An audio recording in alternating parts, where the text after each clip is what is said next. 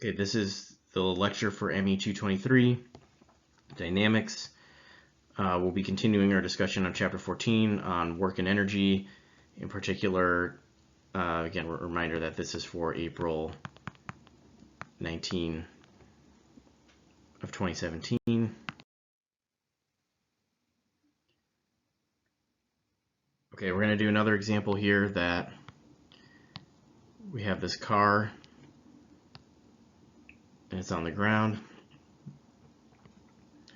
and it's traveling with some initial velocity v0, and we know the mass of the car, and we want to know the car is going to slam on its brakes and it's going to travel some distance d, and we want to know what d is. So we know that the car mass is 1,200 kilograms. We know that V0 is 45 miles per hour, which is about 20.1 meters per second. We know that the brakes actually freeze up.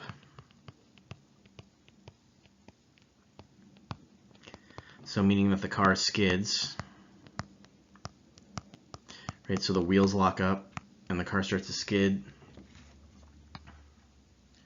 And we know, in which case, if the tires are skidding, it's kinetic friction. And we know that mu of k is 0.40. So we can assume that it's rectilinear motion.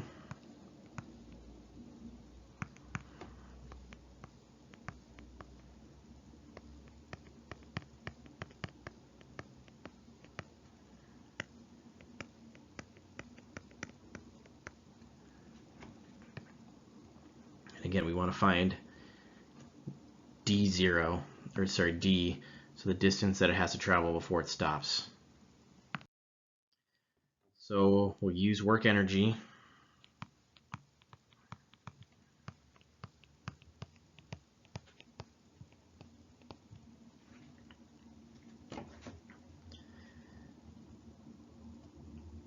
So in this case, we know that the normal force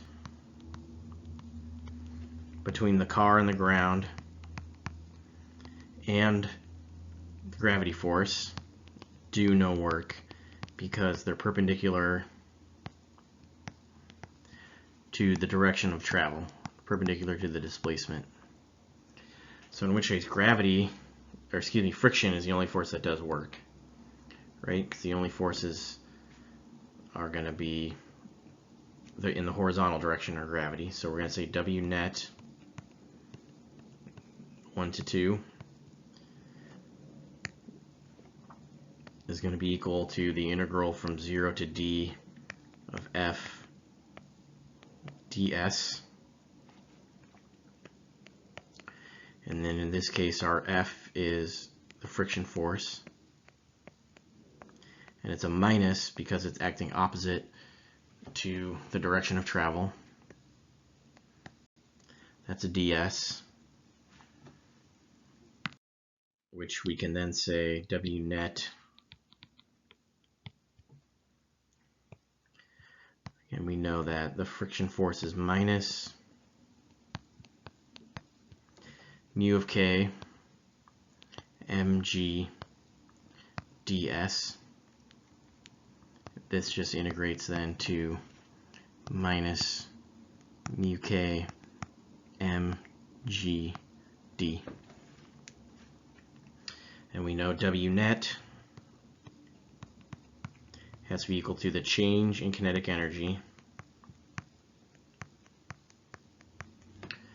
So that's 1/2 m v final squared minus 1/2 m v initial squared.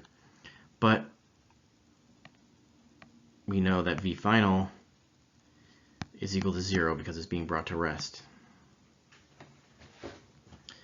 So in which case, now we can equate the work done by the friction and the work, and the change in kinetic energy, and we just get mu k mgd is equal to minus 1/2 m v0 squared. Then of course m is going to cancel. These are going to become positives. So solve for d, and we get that d is just equal to v0 squared over 2 mu times g. So again, it's independent of the mass.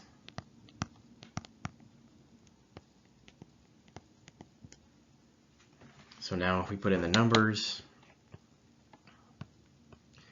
and say, again, 20.1 was the initial velocity,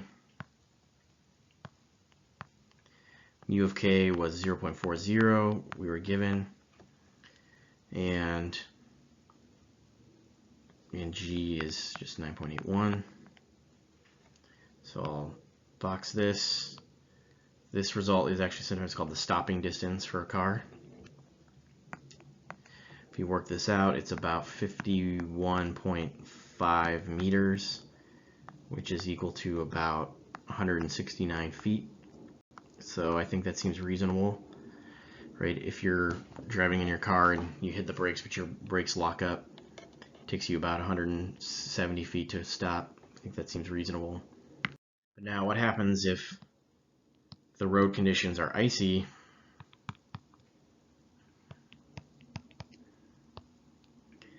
And let's say mu k, instead of being 0.4, is now closer to 0.1. So in which case your stopping distance is about 205.9 meters, which is actually equal to about 670 feet. So of course, not surprising, it takes longer to stop when the road is icy and you have less friction. Let's continue. Okay, here's another example problem. So we have a circular track.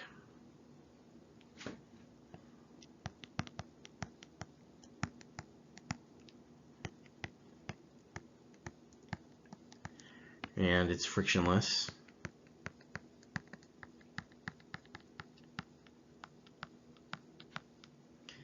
And we know that gravity is pointing downward. And there's some mass that's on the track here, and it can slide along this track. And it starts over here at some point A, and it's going to end at some point B over here. There's an additional point here that's fixed, and this fixed point is attached to a spring, and this spring is attached to the center of this mass, and this mass of course is traveling, has some velocity v. So we're going to say that the center of the circular arc is over here, and we know that the radius of the circular arc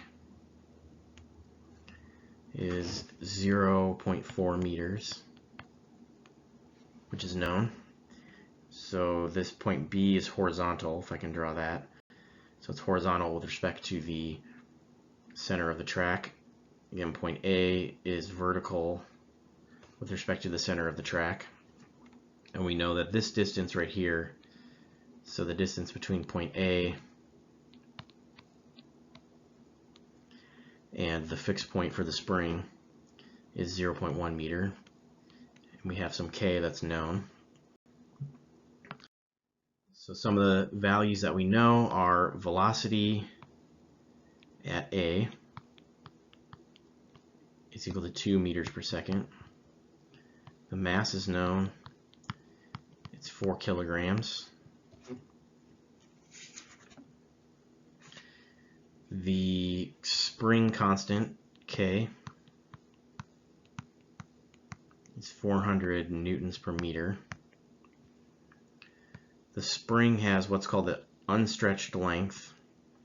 So the unstretched length means when it has no force, and that's 0.2 meters.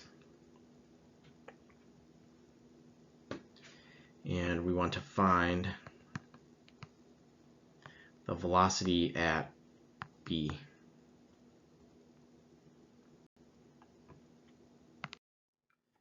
So using conservation of mechanical energy, again, there's no non-conservative forces because it's frictionless. The normal force doesn't do any work because it's perpendicular to the motion. So we're going to write this as, you have the potential energy in the spring at point A plus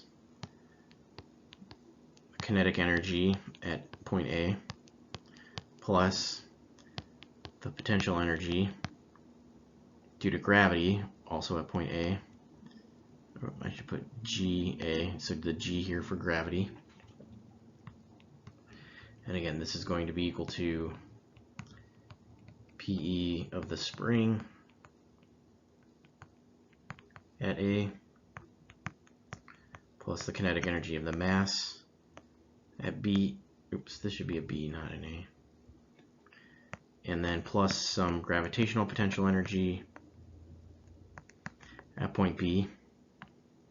But we're going to choose our height, that this is 0. So we're going to say that our height is 0 at point B, just for reference. Again, oftentimes we're only interested in changes in height.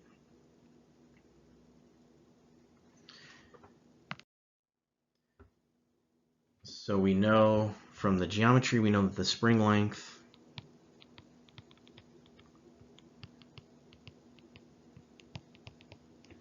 at A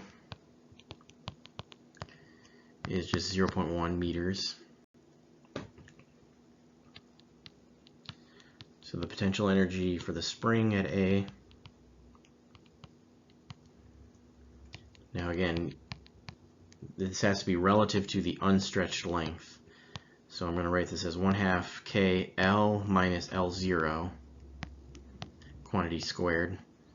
Again, where L is the current length of the spring and L0 is the unstretched length of the spring.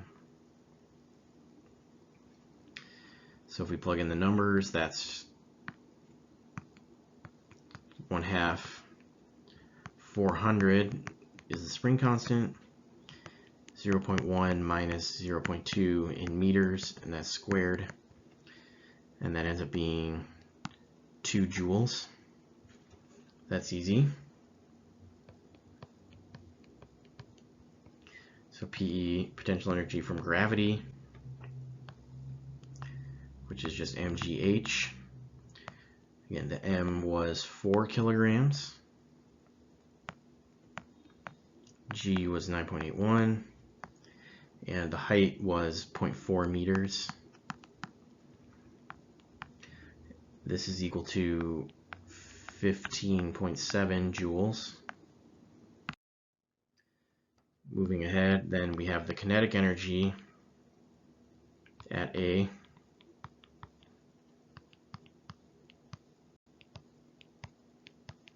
It's just 1/2 mv squared.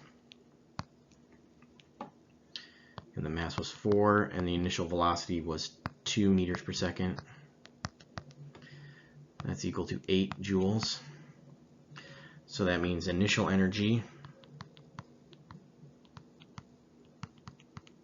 so the energy at A, so just summing those 3 results, we get 25.7 joules, right? So that's the sum of the kinetic energy and the spring and gravitational potential energy.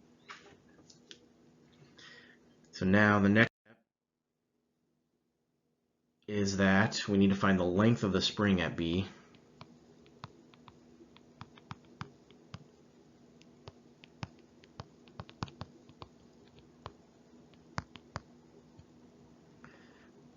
So we'll do a little trigonometry here, a little geometry. So this is the origin of the circle. Right, this distance here was 0.4 meters. Of course, out here is going to be point B. And then the fixed point for the spring was over here. We know that's 0.3 meters, and just looking at this, we know these are at right angles. This is a 3, 4, 5 triangle. So that has to be 0.5 meters. So that's the final length of the spring. So now PE of spring at B is again just 1/2 400. The final length of the spring, again, it's the difference relative to the unstretched length. And this is equal to 18 joules. So now if we write out the energy again, you have 25.7 joules equals 18 joules plus the kinetic energy of the block.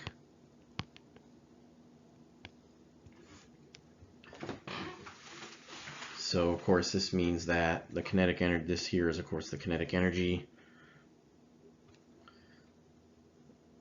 And we know, so the kinetic energy at B has to just be equal to 7.7 joules.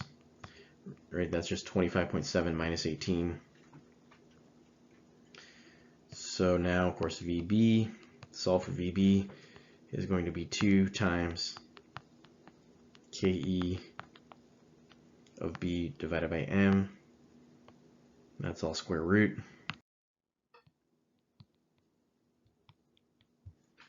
So then VB is the 2 times the 7.7 joules divided by the mass.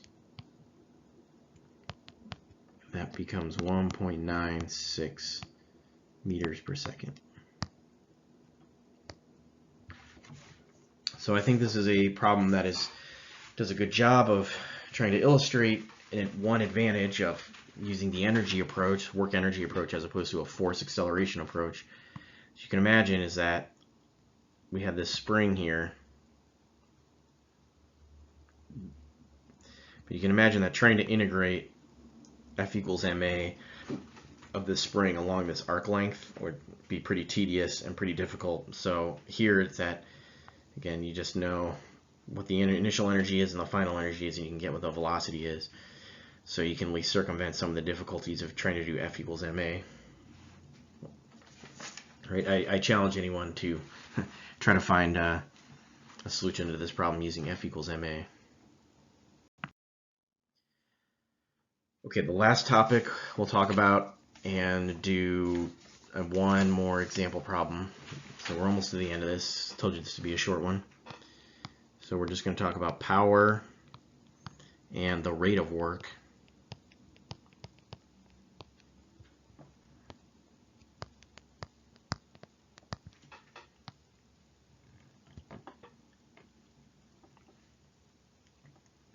So by definition, P is the power, and that's equal to W dot, or dW dt. So it's the rate of change of work with respect to time.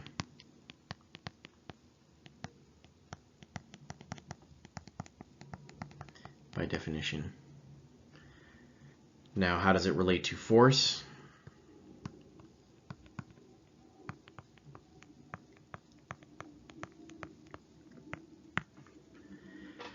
Well, if you remember,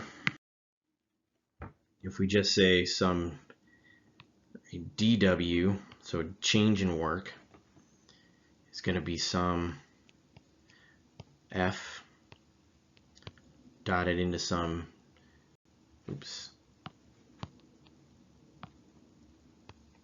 delta R. And now, of course, we're going to divide by delta T.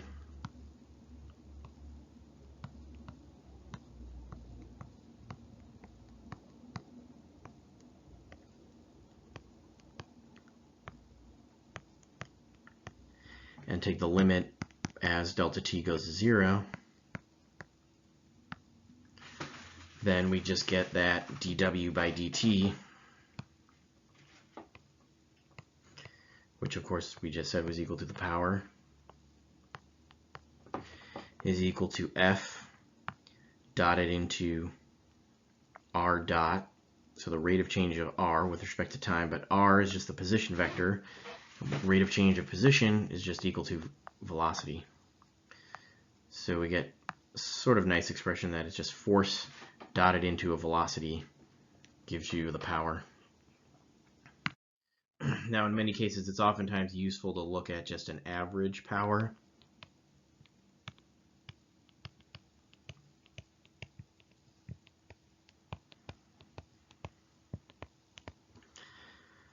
So you might just say, again, some delta W over some delta T is an average power, and you'll have to use this in one of the homework assignments. Now, there is another way to relate the work energy theorem. You can say that, well, work net, I should say this is, be consistent with my notation, work net from 1 to 2 is the integral with respect to time, right, of dW by dt, integral from some t1 to t2, which is equal to, again, some force times velocity times dt, again integrating from t1 to t2. So again, this is another way to compute. If you have F resultant, your resultant force is some function of time, and you know V, right, you can integrate that to get the network, which is of course equal to the change in kinetic energy. So it's just another way that's equivalent to the network being F dot ds. So the units in SI, it's a watt, which is just equal to 1 joule per second. Of course, it's named after James Watt. In the US units, we use the foot-pound per second, but then we also use the horsepower, or so HP for horsepower.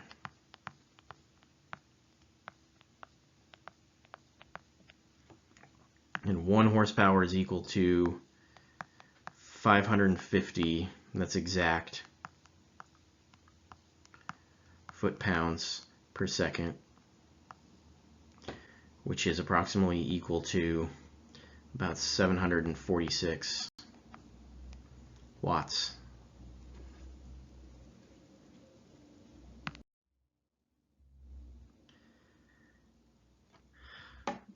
Now, to give you a little perspective, is that so a human, so things like in human-powered machinery, a human can output consistently about 1/3 of a horsepower for up to several hours. So 1/3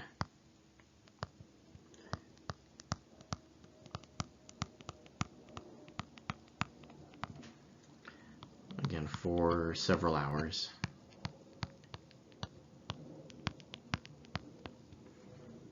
Although I think it's possible for humans to get up to 1 to 2 horsepower for short periods.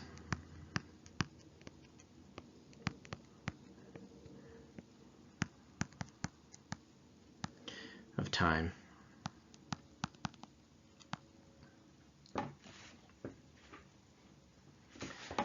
So if you remember, now that the air resistance or air drag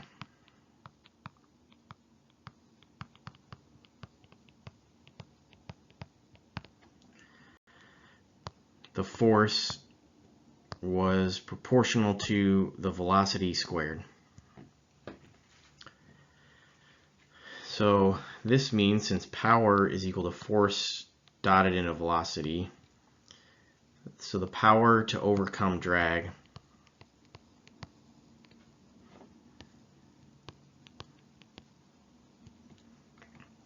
then is going to be proportional to, if we're just worried about absolute values here, force times velocity, which is going to be proportional to velocity cubed. So to give you an example, again, if you want to increase your speed, say from 55 miles per hour to 70 miles per hour. Again, since if we just look at ratio, so we're going to say P2 over P1. So the ratio of the power is going to be, again, V2 cubed divided by V1 cubed.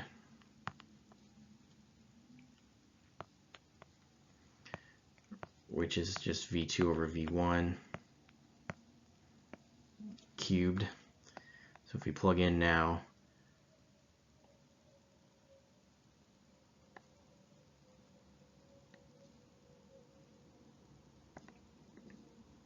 $70 over 55 cubed, we get that P2 is actually equal to about 2.1 times P1. So you have to basically double your power. So to even increase so your car has to be outputting twice as much horsepower, to even just increase your speed from a modest 55 to 70. So it's only, a 30% increase, but you have to double your power. Okay, one last example related to power. So that we're going to say, sitting on a table, you have a 100-pound mass, and it's attached to some motor.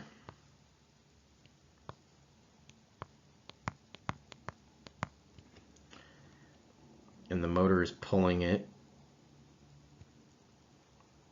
It's being pulled in this direction. And the motor has a max capacity, so meaning the maximum amount of power it can generate, of 1 horsepower. The block is sliding and the kinetic friction is 0.2. And let's say it starts at rest.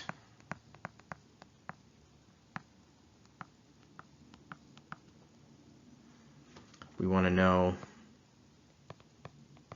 so if motor pulls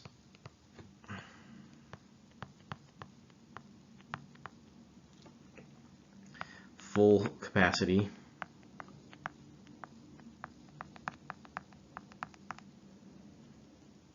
determine the speed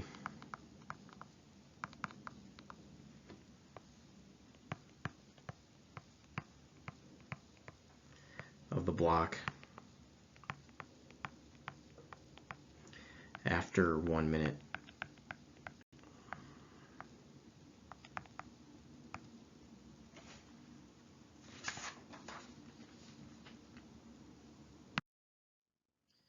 So we know that on the block there's going to be the tension force from the rope pulling. You're going to have the friction force, and this is kinetic friction. Of course, you're going to have some normal force acting upward and some gravity force acting downward. Though those don't end up being very important because, again, they're perpendicular to the motion. So we're just going to assume that the motion is only in this direction.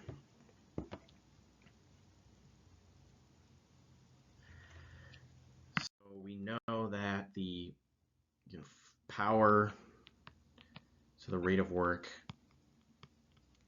by friction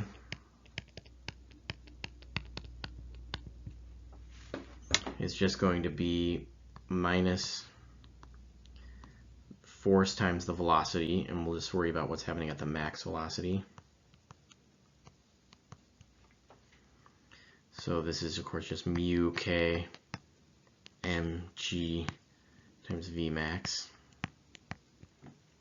Oh, there's a minus sign there. And you know that at the maximum speed, the motor, well, generally the motor power cannot exceed the friction, the power due to the friction.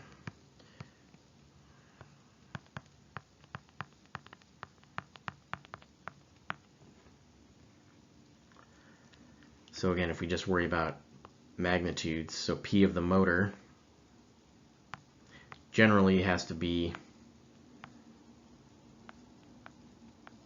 mu of k mg times v, and of course when they're equal is the maximum velocity, right? So you can't pull, let's say, right, since the motor can only put out 1 horsepower, you know that the power due to the friction cannot be greater than 1 horsepower, right? Otherwise, that just makes no sense physically.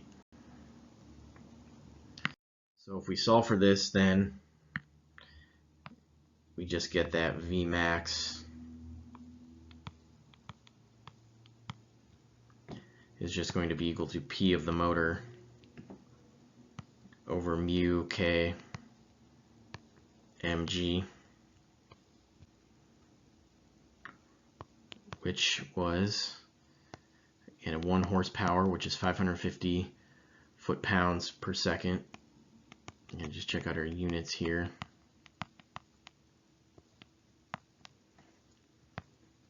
Divided by mu, which was 0.20. And mg was the weight, which is 100 pounds. And notice your units here, you're going to get the pounds cancels there and there, so you get feet per second.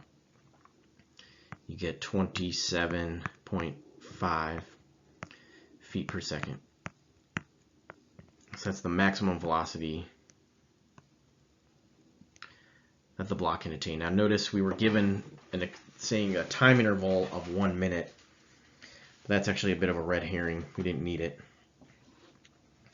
Now you can calculate, say, some average acceleration. And we know the average acceleration is just going to be some delta v over delta t.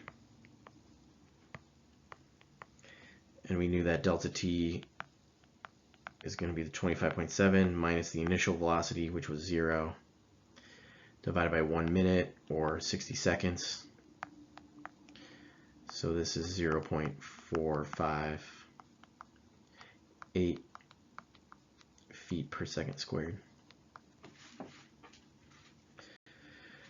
So another, if you want a test problem, is that in this case, so the previous problem we did assume that this is the maximum possible speed that it can attain. But what happens if it's accelerated at a constant rate? It's a good test problem.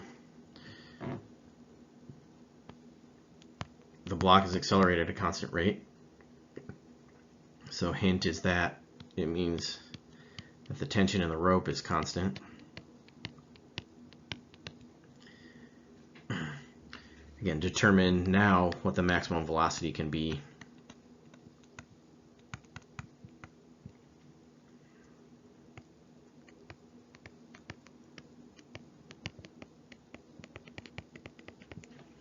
After 1 minute.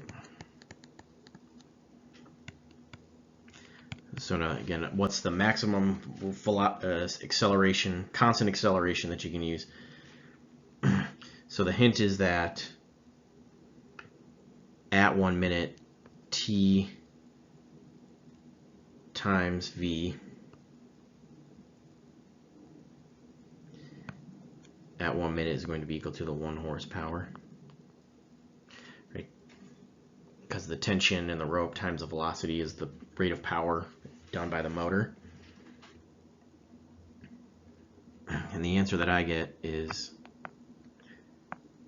25.8 feet per second. So see if you can do that. That's it. That's all I have for chapter 14. I'll put out another homework on the website, and otherwise on Monday, the 24th, we'll start the next chapter.